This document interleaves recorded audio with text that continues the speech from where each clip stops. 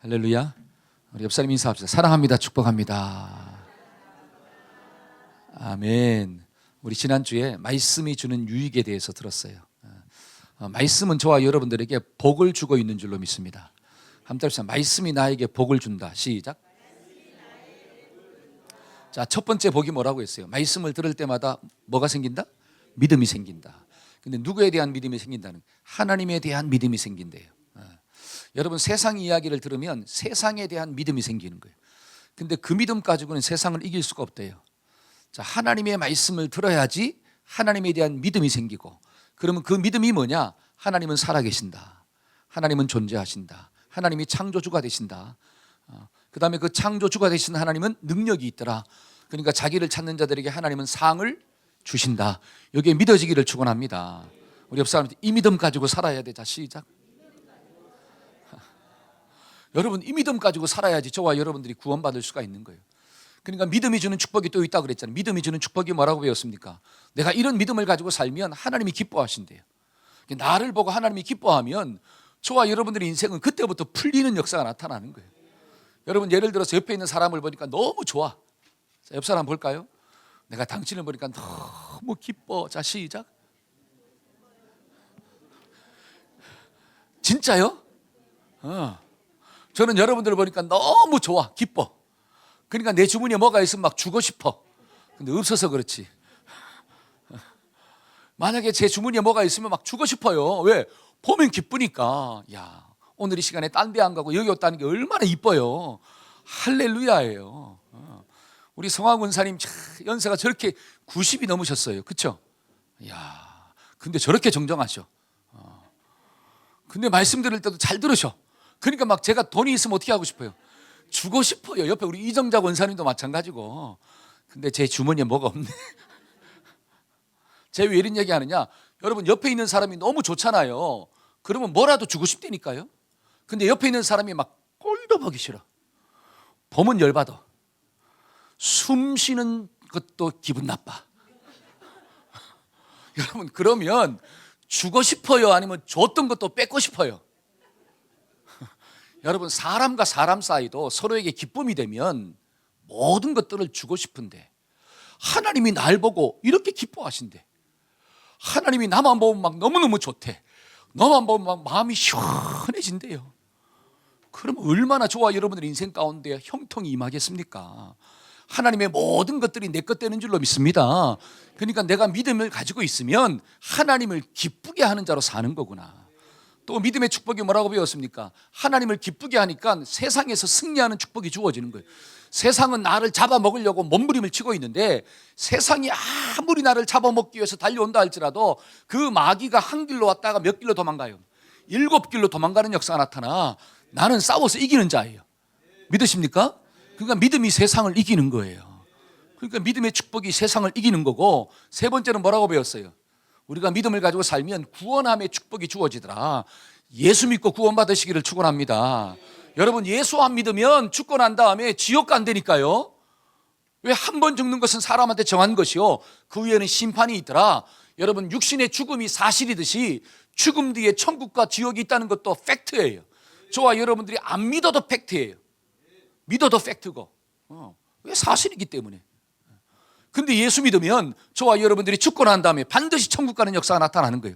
그러면 죽어서만 가느냐? 아니에요.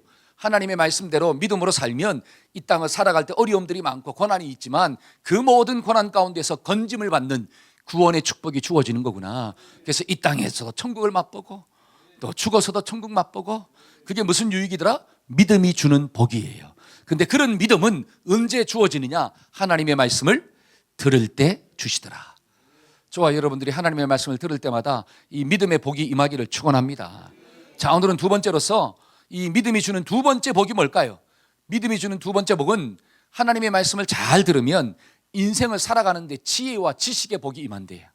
한번 따라합시다. 지혜와 지식의 복이 임합니다. 시작. 여러분, 사는 게 힘들어요, 안 힘들어요? 힘들잖아요. 내일 일을 알아요, 몰라요? 몰라요. 여러분, 내일 일을 모른다라고 하는 것은 무식하다는 뜻이에요. 그렇죠? 모른다는 걸 무지하는 거예요. 무지한 것. 저와 여러분들이 아무리 똑똑해도 1년 뒤에 10년 뒤에 어떻게 될지 내일 일을 알 수가 없다라고 이야기합니다. 그러니까 우리는 무지한 존재예요. 지혜롭지 못해요. 그러니까 무지한 존재, 지혜롭지 못한 인생을 살면 결국 인생이 어려워진다는 거예요. 그런데 이 인생을 살아갈 때 행복한 인생이 좀 되고 열매가 좀 맺혀지려면 지식이 있어야 되고 지혜가 있어야 돼요. 근데 그러한 지식과 지혜가 언제 주어지느냐, 어떻게 주어지느냐? 자, 잠언 1장 7절 한번 볼까요? 자, 다 같이 한번 읽어봅시다. 시작. 여호와를 경외하는 것이 지식의 근본이거늘 미련한 자는 지혜와 훈계를 멸시하느니라. 자, 하나님을 경외하는 게 지식의 근본이래요. 우리는 내일 일을 알 수 없지만 하나님은 내일 일을 아신대요.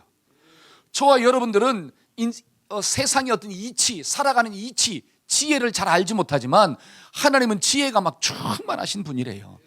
그러니까 저와 여러분들이 잘 모르고 또 깜깜할 때는 그 지혜가 충만하신 하나님께 구하고 하나님께 나가면 그 주님이 나에게 지혜를 주시는 거구나. 이게 믿어지기를 축원합니다. 아멘. 그러니까 잘 보세요. 하나님은 이 하나님의 형상대로 사람을 만들었잖아요. 믿으십니까? 하나님의 형상이 있다라고 하는 것은 내가 하나님과 교제할 수 있는 특권이 주어진다는 거야. 하나님과 이야기할 수 있어. 하나님과 대화가 돼. 그러니까 하나님과 대화가 되니까 하나님이 나에게 뭐를 가르쳐 주느냐? 지혜를 가르쳐 줘요. 무엇이 진리인가? 함자리에서 무엇이 진리인가? 이걸 알아야 돼요. 예를 들어서 자, 요 컵에 독이 있는지 아니면 물이 있는지 알아야 돼요, 몰라야 돼요? 요거를 여기 물이구나. 마셨어. 그러면 해갈의 기쁨이 있는 거예요. 근데 이게 독이구나. 안 마셔야 돼. 만약에 모르고 마시면 어떻게 돼요? 죽어요. 그걸 아는 게 지식이에요. 이해가 되시죠? 여러분, 지식의 근본이다라고 하는 것은 하나님이 나에게 옳고 그름을 가르쳐 준다는 거예요. 무엇을 먹으면 살지 또는 무엇을 먹으면 죽을지, 내가 어떤 말을 들으면 살지, 어떤 말을 들으면 죽을지, 어떤 말을 들으면 내 인생이 행복할지 아니면 어떤 말을 들으면 내 인생이 불행할지를 하나님이 가르쳐 준다는 거예요. 그 하나님의 말씀을 들을 때마다 저와 여러분들은 인생의 참된 지식, 진리를 알게 되고, 그러니까 진리를 알지니 진리가 너희를 자유케 하리라. 근데 그 진리가 누구냐? 내가 곧 길이요 진리요 생명이니 나로 말미암지 않고는 아버지께로 갈 자가 있다 없다? 없더라. 그러니까 저와 여러분들이 이 땅에서 구원받을 수 있는 길도 하나님이 나에게 말씀을 통해서 가르쳐 주더라. 그러니까 말씀을 들을 때 인생의 지식이, 진리에 대한 지식이 주어지는 거구나. 이게 좀 깨달아지기를 축원합니다. 근데 이런 지식을 가지고 살아야지 저와 여러분들의 인생이 행복한 인생 되고 아름다운 인생이 되는 거구나. 그래서 말씀을 아는 사람은 지혜로운 사람이고 지식이 있는 사람이구나. 여러분, 예를 들어서 지금 저와 여러분들이 살고 있는 시대는 어떤 시대라고 이야기합니까? 과학의 바벨탑을 쌓고 있어요. 과학이 만능주의야. 과학으로 모든 것이 해결돼요. 또 기계 문명의 바벨탑을 쌓고 있어. 얼마나 좋은 것들이 많이 만들어지는지요. 그러니까 지금은 옛날에 그냥 우리 머릿속으로만 상상했던 일들이 지금은 현실이 되고 있어요. 우리가 옛날에 막 우주 간다 그랬잖아요. 근데 그건 상상 속으로만 이루어지는 거잖아. 근데 지금 우주 가요, 안 가요? 우리 다음 세대는 어디에 살고 있느냐? 이 지구가 아니라 우주에 살고 있을 거예요. 지금 있잖아요. 우주에 막 집을 짓는다 그러잖아요. 이사 갈 사람 모은다 그러잖아요. 그렇죠? 전혀 모르시는구나. 여러분, 지금 우주에 막 집을 지으려고 해요. 집을 지으려고. 상상 속에서 이루어진 것들이 지금 현실화되고 있다고 하는 것입니다. 여러분, 예를 들어서 자동차도 이제는 말로 해. 야, 시동 켜라. 그럼 딱 켜지고 말이야. 어디 목적지 딱 정해주고 가자 그러면 그게 전부 다 언제나 옛날에 막 TV 보면 그렇죠. 말로 막 움직이는 자동차. 그게 지금 현실이 되고 있다니까요. 그냥 운전대에 앉아서 운전대를 잡는 게 아니라 자, 그냥 TV 켜놓고 자, 보고 있어. 그럼 목적지까지 쫙 데려가는 거야. 그게 자율주행. 여러분, 머릿속에서 그렸던 그 모든 것들이 지금은 뭐가 되고 있어요? 현실이 되고 있어요. 여러분, 하늘을 나는 자동차 보셨습니까? 만화책에 봤잖아요. 만화책에서. 근데 지금은 뭐야? 하늘을 나는 자동차가 있어요, 없어요? 우리는 돈이 없어 못하지. 돈만 있으면 타요. 그렇죠? 지금 이때니까요. 하늘을 날아다니는 자동차. 곧 실용화된다 그랬잖아요. 전 세계적으로. 안 보셨구나. 여러분, 실제적으로 있어요. 드론도 있고 말이에요. 여러분, 예를 들어 지금 이 식당에 가면 사람이 서빙을 합니까? 로봇이 서빙을 합니까? 신기하잖아요. 로봇이 쫙 와가지고. 여러분, 배달도 이제는 로봇이 해요. 사람이 아니라. 여러분, 병원 가면 수술도 누가 해요 이제는? 수술도 로봇이 해요. 이런 일들이 지금 저와 여러분들이 살고 있는 세상에 이루어지고 있다니까요. 그러니까 사람들이 억소리, 와, 이것을 만든 사람은 도대체 얼마나 머리가 똑똑해? 이것을 만든 사람은 얼마나 위대한 존재야? 그러니까 그 사람의 능력을 보고 막 위대하다 그러면 사람을 막 찬송하기 시작하는 거예요. 근데 제가 한번 질문해 볼게요. 그 사람을 만드신 분이 누구라고 하는 거예요? 진짜요? 그러니까 창세기 1장에 보니까 하나님이 만물을 창조하시고 그 하나님이 사람을 만들었는데 남자와 여자로 만들었더라. 그 속에 하나님의 형상을 두었더라. 그러니까 사람 속에 뭐가 있느냐? 하나님의 형상이 있는 거예요. 여러분, 하나님의 형상이 있다라고 하는 것은 내가 하나님과 교제할 수 있다라고 하는 것입니다. 하나님과 대화할 수가 있어요. 그러니까 하나님 속에 있는 지혜와 지식이 누구한테로 흘러오느냐? 나에게로 흘러 들어오는 거예요. 왜? 내 속에 하나님의 형상이 있기 때문에. 여러분, 하나님의 형상이 있다라고 하는 것은 하나님의 창조적 능력이 내 속에 들어온다는 거예요. 하나님과 교제함을 통하여. 그러니까 사람이 기계를 만들고 사람이 과학 문명을 발달시키고 사람이 모든 것들을 만들어가는 거예요. 원숭이가 아니라, 강아지가 아니라, 호랑이가 아니라. 왜? 그 호랑이 속에는 하나님의 형상이 없어요. 오직 누구 속에만? 사람 속에만. 그러니까 사람만이 하나님과 교제할 수가 있습니다. 그러니까 하나님과 교제하는 사람이 지식과 지혜를 가지고 살아가는 거구나. 저와 여러분들이 이게 좀 깨달아지기를 축원합니다. 그래서 하나님을 경외하는 것이 지식의 근본이구나. 그러면 제가 다시 한번 물을게요. 여러분, 사람이 위대합니까? 하나님이 위대하십니까? 진짜요? 요거를 깨닫는 사람이 똑똑한 사람이에요. 요거를 깨닫는 사람이 지혜로운 사람이에요. 근데 저기 밖에 있는 사람들은 이거를 못 깨닫고 살고 있어. 그러니까 사람이 우상되는 거예요. 그래서 똑똑한 사람을 부러워하는 거예요. 그것을 만들어가는 사람을, 야, 돈 벌겠다 하면서 어떻게 해요? 너도 그런 자식이 좀 되라 하면서 자식 공부시키고 있다고. 여러분, 사람이 위대한 게 아니라 그 사람을 만드신 하나님이 위대하신 줄로 믿습니다. 이게 믿어져야 돼요. 그러니까 성경은 뭐라고 하느냐? 자, 고린도전서 1장 25절 한번 볼까요? 다 같이 한번 읽어봅시다. 시작. 하나님의 어리석음이 사람보다 지혜롭고 하나님의 약하심이 사람보다 강하다. 여러분, 사람이 아무리 지혜롭다 하더라도 하나님의 어리석음, 하나님의 미련한 것이 사람보다 지혜로워요. 여기에 믿어져야 돼. 여러분, 사람이 아무리 강하다 할지라도 하나님의 약한 것이 사람의 강함보다 훨씬 더 강하다라고 하는 뜻이에요. 여러분, 이게 믿어질 때 저와 여러분들이 약함이 있고 미련함이 있을 때 누구를 찾느냐? 하나님을 찾는 역사가 나타나요. 그러니까 야고보서 1장 5절 한번 볼까요? 야고보서 1장 5절 다 같이 시작. 너희 중에 누구든지 지혜가 부족하거든 모든 사람들에게 후히 주시고 꾸짖지 아니하시는 하나님께 구해봐라. 그리하면 주실 거야. 누구한테 구해봐라? 하나님께 구해봐라. 그리하면 주실 거야. 여러분, 하나님께 구하려면 하나님 안에 지식이 있다는 게 믿어져야 돼요. 하나님 안에 지혜가 있다는 게 믿어져야 돼요. 하나님의 약한 것이, 하나님의 미련한 것이 사람의 강함보다, 사람의 지혜로움보다 훨씬 더 좋다라고 하는 게 믿어져야지 저와 여러분들이 하나님께 구하는 자세가 나오게 될 줄로 믿습니다. 그러니까 잠언 1장 7절에 뭐라고 이야기하느냐? 여호와를 경외하는 것이 지식의 근본이다. 근데 미련한 사람들은 이걸 몰라서 하나님께 구하지 않더라. 미련한 사람들은. 저와 여러분들은 미련하지 말고 지혜로운 자가 되기를 축원합니다. 여러분, 예를 들어서 부모님들의 가장 큰 소망이 뭐죠? 부모님, 자식을 키우는 부모님들의 가장 큰 소망이 뭐예요? 내 자식이 공부를 잘했으면 좋겠어요? 못했으면 좋겠어요? 그렇죠. 다 처음에는 내 아들 천재다 그러잖아요. 우리 딸 천재다 그러잖아요. 근데 살아갈수록 천재가 뭐가 돼? 둔재가 되기 시작하니까 가슴이 아프잖아요. 그러니까 부모님들이 이 자식들한테 어떻게 하려고 하냐? 공부 좀 잘했으면 좋겠다. 그래서 내가 가르쳐주면 참 좋은데 나도 몰라. 나도 무식해. 그러니까 내가 가르칠 수가 없어. 그래서 어떻게 하는 거예요?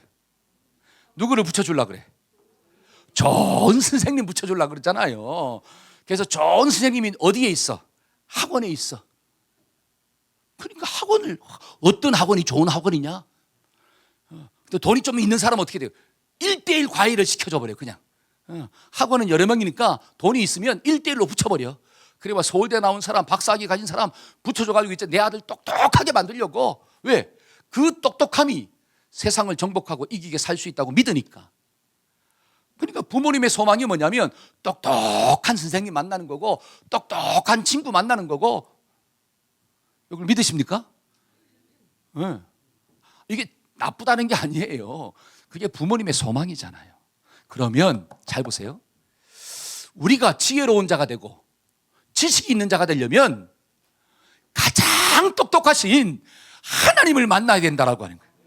여러분, 하나님이 가장 지혜롭다는 게 믿어지세요? 그러니까 성경은 뭐라고 하냐? 하나님이 지식의 본질이다, 지혜의 본질이다. 그러니까 하나님을 경외할 때 그 하나님 속에 있는 똑똑함이, 하나님 속에 있는 그 지혜가 너에게 흘러갈 거야. 그러니까 네가 하나님을 만나고 하나님을 예배하고 하나님의 말씀을 들으면 인생을 살아가는데 수많은 어려움들이 있다 할지라도, 깜깜한 문제를 만난다 할지라도 걱정할 필요가 없어. 왜? 하나님은 내일 일에 대한 모든 것들을 알고 있기 때문에. 할렐루야. 그러니까 하나님 만나서 하나님과 1대1 하는 게 복인 줄로 믿습니다. 그러려면 하나님이 똑똑하다는 걸 믿어야 돼요. 하나님이 우주 만물의 모든 법칙과 질서를 만드셨다고 하는 게 믿어져야 돼요. 할렐루야. 그게 믿어지니까 하나님께 나아가서 지혜를 달라고 구하는 거예요. 문제를 만나면 하나님 도와달라고 구하는 거예요. 내 자식이 밤에 막 안 자고 막, 그치, 애기가 막 밤에 안 자잖아요. 우리 미나애는 잘 자나 모르겠네. 그렇잖아요. 밤에 안 자잖아요. 그럼 어떻게 해야 돼? 밤에 잠을 재우게 하시는 분도 누구라고요? 여러분, 부모가 아무리 이렇게 해보세요. 자나 힘들어 죽죠. 그러니까 어떻게 해요? 밤에 잠을 재우시는 분도 누구이구나? 하나님이구나. 하나님, 요 자녀가 좀 잠을 잘 잘 수 있도록 도와주세요. 그러면 잠을 안 잔다 할지라도 그것 때문에 막 내가 실족하지 않는 역사가 나타나. 왜? 하나님이 나를 도와도 주니까. 자식을 잠재우든 나에게 이길 힘을 주시든 둘 중에 하나는 주신다니까요. 이걸 믿으세요? 그러니까 하나님께 구하는 역사가 나타나는 거예요. 근데 믿음이 없으면, 말씀이 없으면 잠을 안 자서 열받아. 또 내가 힘들어서 열받아. 쌍으로 열받아. 그러니까 세상을 이길 수가 없다라고 하는 사실이. 저와 여러분들의 마음 가운데 하나님에 대한 지혜와 지식이 있다는 게 믿어지기를 축원합니다. 그러면 하나님께 나아가 기도하는 역사가 나타납니다. 여러분, 인생은 지뢰밭 같아요. 지뢰밭이 뭐예요? 지뢰가 묻혀 있는데 어디에서 터질지를 아무도 몰라. 그러니까 막 지뢰밭을 지나갈 때 얼마나 두려워요. 근데 그러한 인생길을 살아갈 때 우리가 이 지뢰밭을 잘 통과하는 비결이 있대요. 그게 시편 119편이잖아요. 105절 한번 읽어봅시다. 다 같이 시작. 주의 말씀은 내 발의 등이요 내 길의 빛이니이다. 하나님의 말씀은 내 발의 등이요 내 길의 빛이 되십니다. 그러니까 말씀대로만 순종하고 살면 어디에 지뢰가 있는지 하나님이 보여주신대요. 그러면 피해가면 된다라고 하는 사실이야. 아브라함의 인생을 하나님이 인도하셨던 것처럼, 모세의 인생을 하나님이 인도했던 것처럼 하나님이 나의 인생도 인도하시는구나. 이게 믿어질 때 지혜가 충만하시고 지식이 충만하신 하나님께 나아가서 구하며, 그러면 그 주님의 놀라운 것들이 내 것 되는 역사가 나타나는 거구나. 이 믿음이 있어지기를 축원합니다. 아멘, 아멘. 여러분, 성경을 보니까 하나님이 지혜를 주신다라고 이야기합니다. 다니엘서 1장 17절 한번 볼까요? 자, 하나님이 시작. 하나님이 4명의 소년에게 지식을 얻게 하시고 모든 학문과 재주에 명철하게 하신 은혜를 더하시나니 다니엘은 또 모든 환상과 꿈을 깨달아 알더라. 잘 보세요. 하나님이 4명의, 그러니까 포로로 잡혀간 4명의 청년에게 지혜와 지식을 얻게 하셨다라고. 누가 줬더라? 하나님이 그들에게 지혜와 지식을 줬대요. 그런데 다니엘한테는 꿈을 해몽할 수 있는 그 지식도 하나님이 허락하셨더라. 누가 줬다는 거예요? 하나님이에요. 여러분, 세상이 아니라 세상의 그 철학자들, 세상의 똑똑한 사람도 알 수 없는 그 모든 진리들을 하나님이 그들에게 주어서 그 모든 것들을 알 수 있도록 하셨더라. 그러니까 그들은 포로로 잡혀갔음에도 불구하고 뛰어난 자로 높은 자리에서 쓰임받는 축복이 주어졌구나. 하나님을 따라가면 이런 축복이 주어진대요. 이게 믿어져야 된다는 거예요. 자, 창세기 41장 한번 볼까요? 창세기 41장 38절 39절 다 같이 한번 읽어봅시다. 바로가 시작. 바로가 그의 신하들에게 이르되 이와 같이 하나님의 영에 감동된 사람을 우리가 어찌 찾을 수 있으리요 하고 요셉에게 이르되 하나님이 이 모든 것들을 너희에게 보이셨으니 너와 같이 명철하고 지혜 있는 자가 없도다. 여러분, 지금 요셉의 출신은 어디예요? 감옥이에요. 지금 감옥에 있다가 불려 나온 거예요. 근데 한 나라의 왕이, 그 다음에 그 모든 신하들, 그 신하들은 좋은 대학 나온 사람들입니다. 세상의 모든 학문을 공부한 사람들이에요. 가장 뛰어난 자예요. 세상 사람들이 부러워하는 위치에 있는 사람이에요. 그런데 그 왕이 요셉에게 뭐라고 이야기하느냐? 야, 내가 하나님의 영에 감동된 사람을 요셉처럼 본 적이 없다. 요셉처럼 모든 것에 뛰어나고 명철과 지혜가 충만한 사람을 내가 본 적이 없다. 근데 그 모든 것들을 누가 줬다는 거예요? 하나님이 주셨다는 거예요. 여러분, 세상의 학문을 공부해야 합니다. 그게 하지 말라는 게 아니에요. 근데 그것이 내 인생을 아름답게 인도하는 지식의 본질이 될 수가 없다라고 하는 뜻이에요. 하나님의 지식이, 하나님의 지혜가 저와 여러분들의 인생을 아름다운 길로 인도하는 줄로 믿습니다. 여러분, 이 믿음이 있어야지, 이 믿음이 있어야지 우리가 자식들에게 먼저 말씀을 가르치는 거예요. 먼저 하나님과 교제할 수 있는 법을, 환경을 만들어주는 거예요. 근데 내 속에 이 믿음이 없기 때문에 먼저 공부를 가르치려고 하고, 먼저 세상의 어떤 원칙을 가르치려고 하고, 세상의 이치를 가르치려고 하고, 여러분, 그것으로 세상을 이길 수가 없습니다.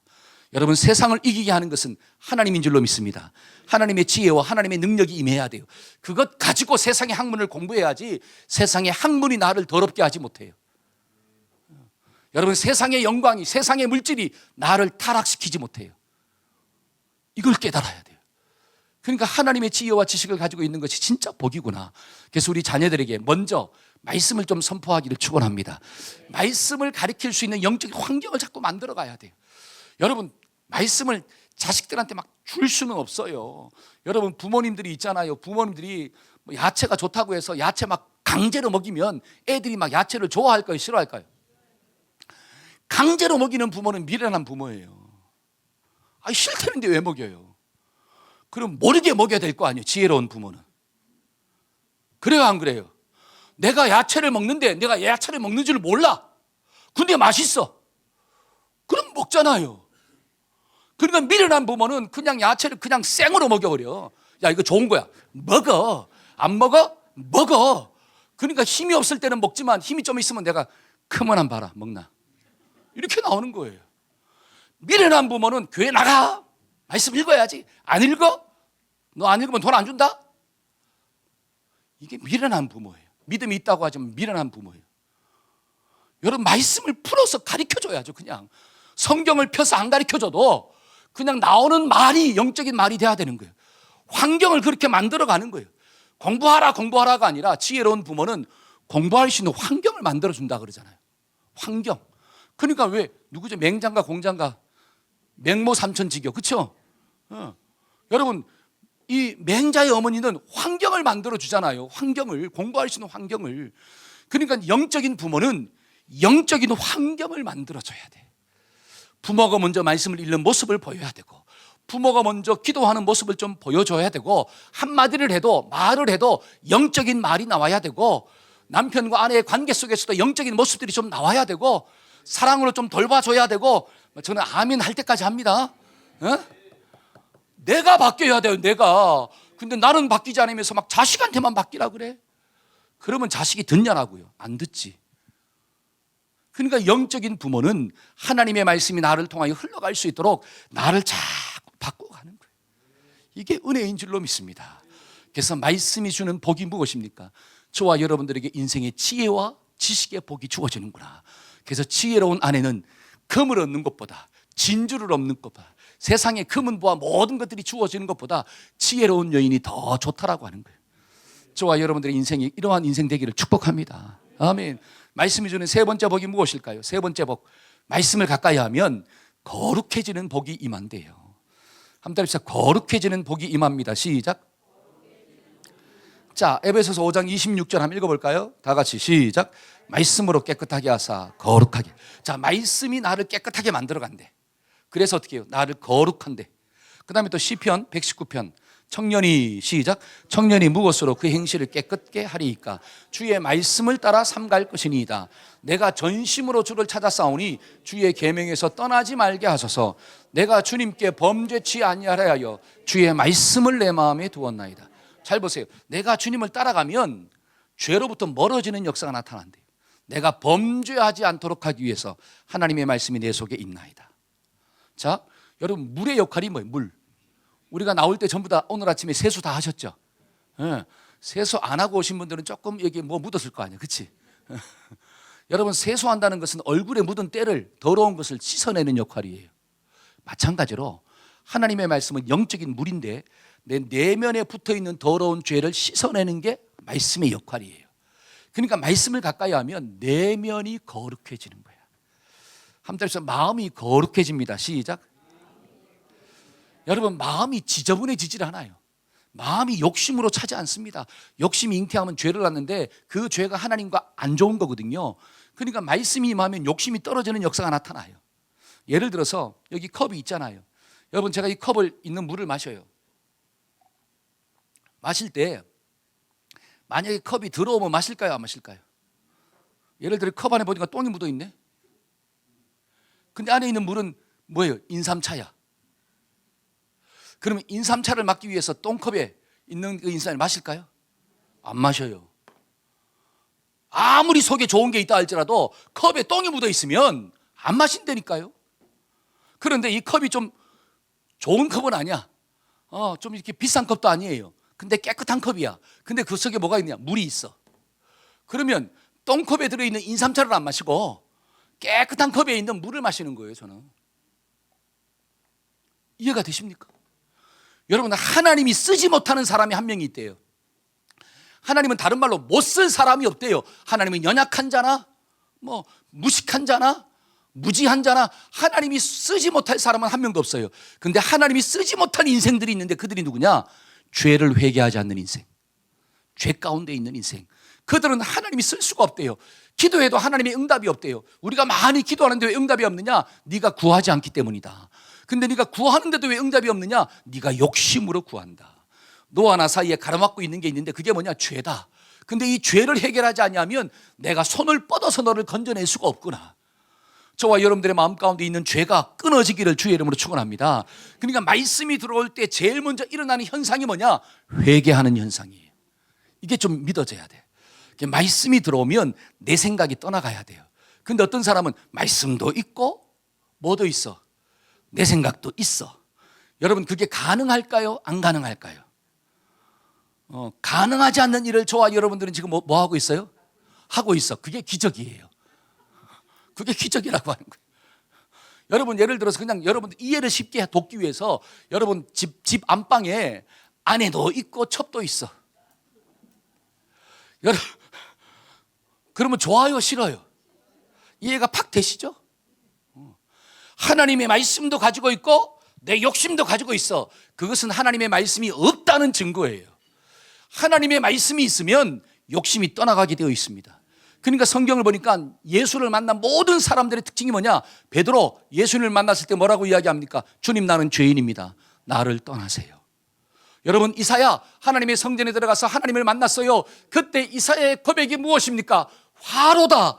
내 입술이 부정한 사람이다. 자신의 부정함을 깨달은 거예요. 잘 보세요. 초대교회 보니까 베드로가 설교했습니다. 베드로가 설교했을 때 초대교회 모든 성도들이 그 말씀을 듣고 가슴에 찔림을 받았어요. 그때 뭐라고 이야기하느냐? 우리가 어떻게 하면 구원을 받을 수 있겠나이까? 내가 어떻게 하면 구원받을 수 있습니까? 그때 베드로가 외친 말이 있어요. 회개하고 예수를 믿으라. 그리하면 너희가 구원을 받을 것이다. 한번 따라합시다. 회개하고 예수 믿어야 합니다. 시작. 할렐루야. 여러분, 예수 믿는 게 먼저가 아니에요. 회개가 먼저예요. 이 회개가 뭡니까? 내가 주인 되어 살았다는 거예요. 내가 왕이 되어 살았다는 거예요. 근데 이게 잘못됐다는 거죠. 그러니까 주님이 왕이 되시고 주님이 나의 목자가 되십니다. 이거를 믿는 거예요. 그러니까 회개가 먼저 일어나지 않으면 하나님을 주인으로 영접하는 역사가 나타나지 않는 거예요. 그러니까 회개하고 예수를 믿어라. 바로 그런 사람들이 초대교회 이 거룩한 무리가 된 줄로 믿습니다. 저와 여러분들도 회개하고 예수 믿으시기를 축원합니다. 여러분, 회개라는 게 뭐예요? 말씀이 들어오면 내가 틀렸다는 게 깨달아지는 거예요. 한 따라서 내가 틀렸어. 자, 시작. 근데 회개하지 않는 사람의 특징이 뭐예요? 아니야, 내가 맞아. 내가 맞아.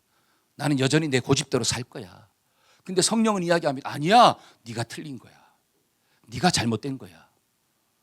여러분, 말씀이 들어오잖아요. 자, 말씀이 뭐죠? 선악을 알게 하는 나무를 먹지 말라는 거잖아요. 근데 뱀도 말씀을 줘요. 뱀도 말을 줘. 그게 뭐예요? 그거 먹어라. 먹으면 눈이 밝아져서 하나님처럼 될 거야. 자, 하나님도 나에게 말씀을 주시는 거고, 사탄도 내 생각 가운데 말을 심어요. 그러면 마음이 더러워진다는 것은 결국 내 속에 어떤 말이 있냐라고 하는 뜻이에요. 여러분, 마음이 지저분해진다라고 하는 것은 내 속에 하나님의 말씀이 없고 세상에 온갖 잡다한 욕심이 다 들어왔다라고 하는 거예요. 세상에 온갖 잡다한 지식이 다 들어왔다는 거예요. 근데 그 모든 지식의 본질을 보니까 하나님이 없다 하더라 이렇게 나와요. 하나님의 사상을 인정하지 않아요. 그 모든 사상들이 내 마음을 더럽게 만들어버려요. 그러니까 하나님의 역사에 쓰임받을 수가 없는 거죠. 그래서 저와 여러분들은 말씀으로 내 욕심과 감정과 모든 사상들을 좀 쫓아내기를 축원합니다. 그게 바로 거룩함이에요. 그렇게 거룩하게 살면 하나님 앞에 쓰임받는 축복이 주어지는 거구나. 그래서 마태복음 5장 8절 한번 읽어볼까요? 자, 마태복음 5장 8절입니다. 시작. 마음이 청결한 사람은 복이 있나니 저희가 하나님을 볼 거예요. 여러분, 마음이 청결한 사람은 뭐가 있대요? 복이 있대요. 여러분, 마음이 어떻게 청결해진다고요? 말씀을 영접하는 사람은, 말씀을 잘 듣는 사람은 복이 있나니. 누구를 본대? 하나님을 볼 것이다. 그러니까 어떤 사람은 자꾸 누구 보려고 그래요? 하나님 보려고 그래. 그래서 누워서 자꾸 하늘을 보는 거야. 왜? 누구 보여달라고? 하나님 보여달라고. 근데 구름이 딱 지나가네요. 근데 구름의 그 모습이 하나님 얼굴 같아. 그러면 은혜를 받았다 그래. 어떤 사람은 산을 여행하다가 하나님 얼굴 좀 보여주세요 하고 사진을 딱 찍었어요. 그랬더니 막 산속에서 누구 얼굴이 나타나? 하나님의 얼굴이 나타났어. 와, 너무 감동적이야. So what? 그래서 뭐요? 한번 물어보고 싶어요. 그래서 뭐요? 하나님의 얼굴 봤다면서요. 그럼 뭐요? 하나님의 얼굴을 본다는 게 그런 의미가 아니라고 하는 거예요. 하나님은 영이시니까 안 보인다고 분명히 얘기했어요. 그러니까 모세도 하나님 얼굴을 봤어요? 못 봤어요? 못 봤어요. 왜? 하나님은 영이기 때문에 육체를 가지고 있지 않아요. 안 보이는 하나님을 자꾸 보여달래. 그래서 보여준 분이 누구냐? 예수님이잖아요. 예수님이잖아요. 여러분, 하나님을 본다는 게 뭐냐면 하나님의 뜻을 깨닫는다는 거예요. 말씀이 곧 뭐더라? 하나님이더라. 아멘. 여러분, 이 말씀이 선포될 때만 아멘을 해야 돼요. 요한복음에 말씀이 하나님이다 이렇게 나오잖아요. 그러면 하나님을 본다는 게 뭐냐면 성경에 기록되어진 하나님의 뜻, 하나님의 사명, 그렇죠? 그게 깨달아지는 역사가 나타나는 거예요. 그래서 말씀을 가지고 있는 사람은 마음이 청결하게 되고, 그 청결한 마음을 가지고 사는 사람들은 내 욕심을 따라 사는 게 아니라 하나님의 뜻을 따라 사는 자가 되는 거구나.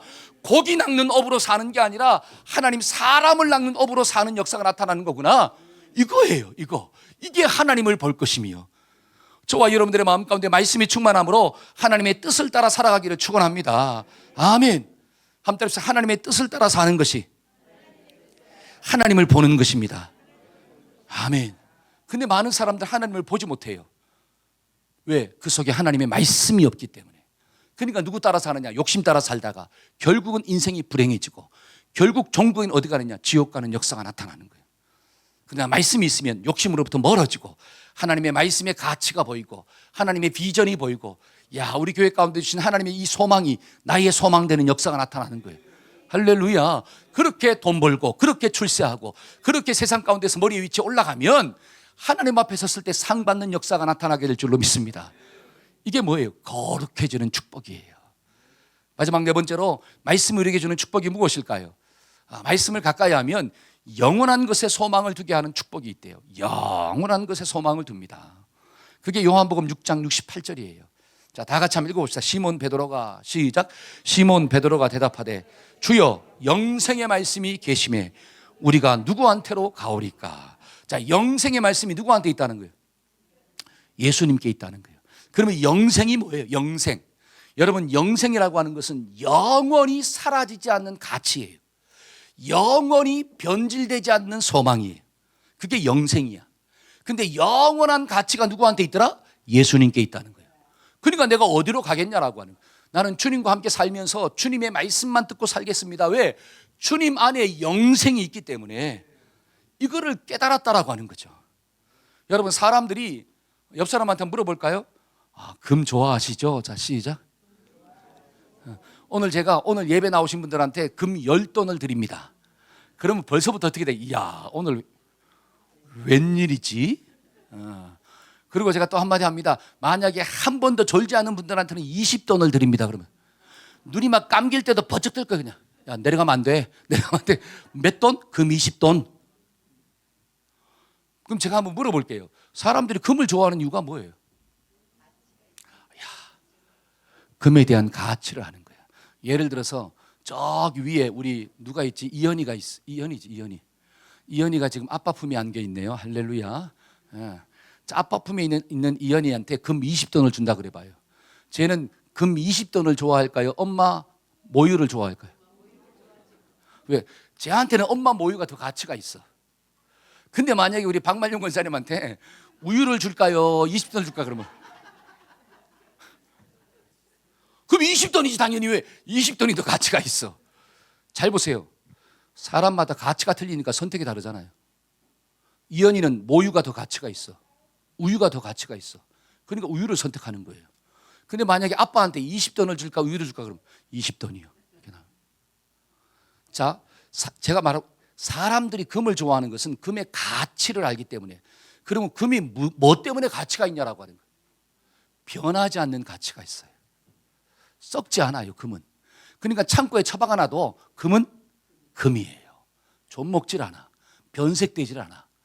그래서 사람들이 좋아하는 거예요. 물질의 기준이 뭐예요? 금이잖아요. 그러면 자, 성경을 보니까 하나님이 금이래요. 아멘이요, 아멘. 어떻게 안 할 수도 없고 할 수도 없고 말이야. 다시 합니다. 하나님이 금이래요. 아멘, 아멘. 하나님이 금이래요. 여러분 성경을 보니까 뭐라고 합니까? 성막, 하나님을 만나는 장소를 이야기할 때 성막이잖아요. 성전. 그런데 성막과 성전을 한번 보세요. 여러분 지성소에 들어가면 전부 다 뭐로 되어 있어요? 전부 다 100% 금이에요. 99.99% 전부 다 순금으로 다 되어 있습니다. 예를 들어서 등대도 금으로 되어 있고 떡상도 금으로 되어 있고 그다음에 언약궤도 뭐로 만들어졌고 여러분 이 조각목으로 만들었지만 전부 다 뭐로 덮었냐? 금으로 다 덮어버렸고 그다음에 언약궤 위에 있는 속죄소 있죠? 거기도 전부 다 뭐냐? 금으로 다 만들어가 천사가 두 날개 수렵들이 있고 날개를 쫙 피고 있다라고 하는 사실이. 여러분 왜 하나님의 성막을 만들 때 지성전을 만들 때 왜 금으로 만들었을까요? 하나님이 금이라는 거예요. 다른 말로 하면 하나님이 변하지 않는다는 뜻이에요. 하나님이 영원하다는 뜻이에요. 하나님께 영원한 소망이 있다는 뜻이에요. 그러니까 너희는 누구 말을 들을 때 하나님의 말씀을 들을 때 영원한 가치와 영원한 생명과 영원한 축복을 받을 수 있다고 하는 것을 시청각적으로 보여주는 거예요. 그래서 금으로 만든 거예요. 금으로. 우리가 세상의 금을 보면서 하나님의 금을 좀 보기를 주의 이름으로 축원합니다. 그래서 베드로는 깨달았어요. 그래, 영생의 말씀이 예수님께 있는데 내가 누구의 철학을 따라 살겠습니까? 세상에서 아무리 똑똑한 사람이, 위대한 사람이 어떤 철학을 가리킨다 할지라도 예수님의 말씀보다는 못합니다. 왜? 여기에 영생이 있기 때문에. 이게 깨달아진 사람은 말씀을 가까이 하는 거예요. 그러니까 성경을 보니까 요한복음 6장 27절 한번 읽어봅시다. 자, 썩을 양식을 위하여 시작. 썩을 양식을 위하여 일하지 말고 영생하도록 있는 양식을 위하여 하라. 이 양식은 인자가 너희에게 주리니 인자는 아버지 하나님께서 인치신 자니라. 영원토록 썩지 않는 양식, 이 사명은 누가 주느냐? 예수님이 주신대요.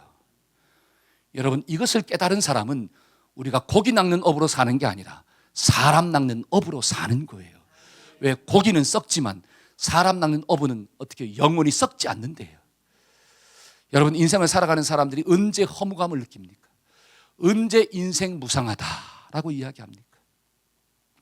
내가 열심히 살았는데, 내가 정말 목숨 걸고 살았는데, 내가 땀 흘리고 살았는데, 때로는 가정도 포기하면서 내 처자식도 포기하면서 정말 열심히 이것을 얻으려고 살았는데 내가 얻고자 한 게 고작 이것의 가치밖에 없느냐라고요. 내가 그것 얻어보니까 야, 이것만 있으면 내 인생이 행복할 줄 알고 내 모든 것들을 쏟아서 이것을 얻었는데 그것이 내 인생을 진짜 만족하게 해줄 수 없다는 거예요. 그것을 깨달았을 때 사람은 허무해지는 거예요.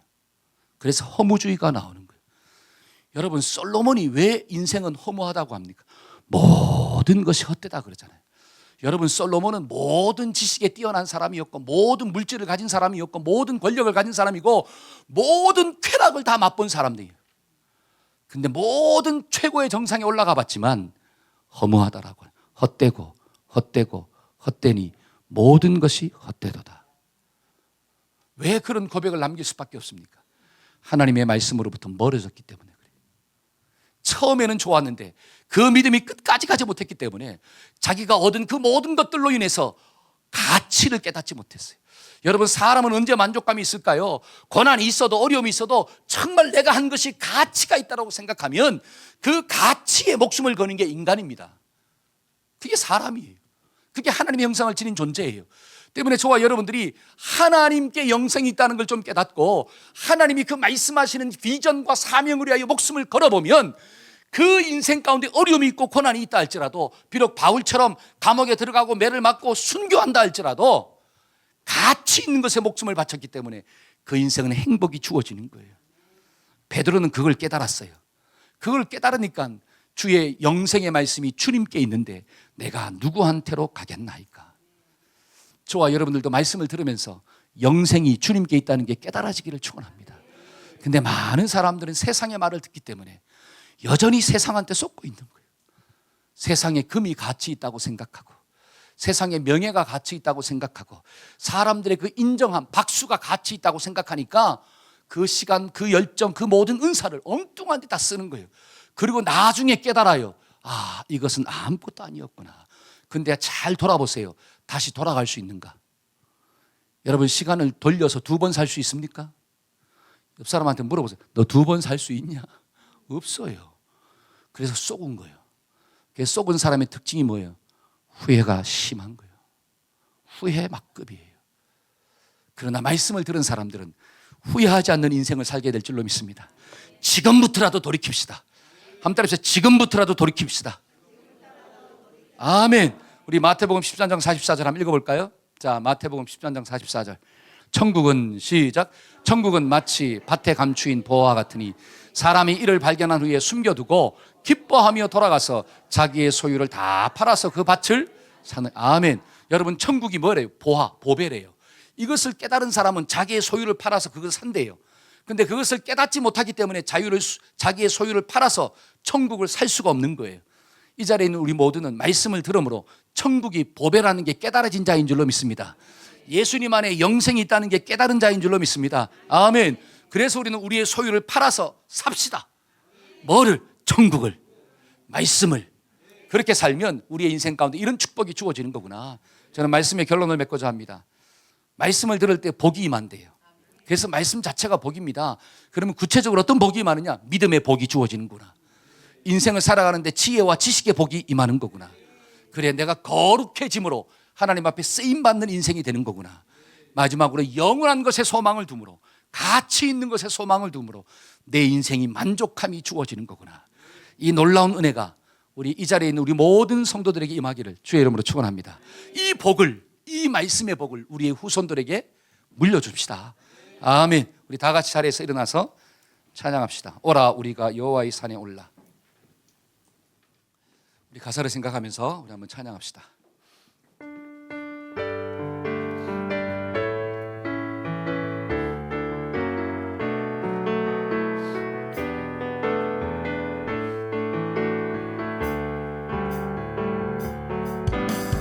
오라 우리가 여호와의 산에 올라 하나님의 전에 이르자. 오라 우리가 여호와의 산에 올라 하나님의 전에 이르자. 아멘 아멘. 주님의 도를 배우고 주님의 길로 행하리. 아멘 아멘. 이는 율법이 시온에서 나오고 주의 말씀은 예루살렘. 주님의 도를 배우고 주님의 도를 배우고 주님의 길로 행하리. 이는 율법이 시온에서 나오고 주의 말씀은 예루살렘에서. 아멘. 우리 가슴에 손을 얹고 한번 기도 받읍시다. 하나님, 말씀은 시온에서 나오는 줄로 믿습니다. 말씀은 성전에서 선포되는 줄로 믿습니다. 하나님, 성경 속에 있는 그 말씀이 하나님의 말씀인 줄로 믿습니다. 하나님, 그 말씀을 들을 때마다 주님이 약속하신 모든 복들이 임할 수 있도록 주님 역사하여 주옵소서. 인생의 지혜와 지식이 임하게 하여 주옵소서. 거룩함이 임하게 하여 주옵소서. 영원한 것에 소망 두며 살아가는 복이 임하게 하여 주옵소서. 그래야 우리의 인생이 썩지 아니하고 하나님 주신 그 모든 시간과 은사들을 가치 있는 것에 드리는 지혜로운 자가 될 수 있도록 하나님 축복하여 주옵소서. 하나님, 이 복을 우리 자손들에게 흘려주기를 소원합니다. 하나님, 믿음의 바톤을 잘 넘겨주게 하여 주옵소서. 그런 가정, 그런 부모, 그런 목자 될 수 있도록, 이런 교회 될 수 있도록 하나님 도와주시옵소서.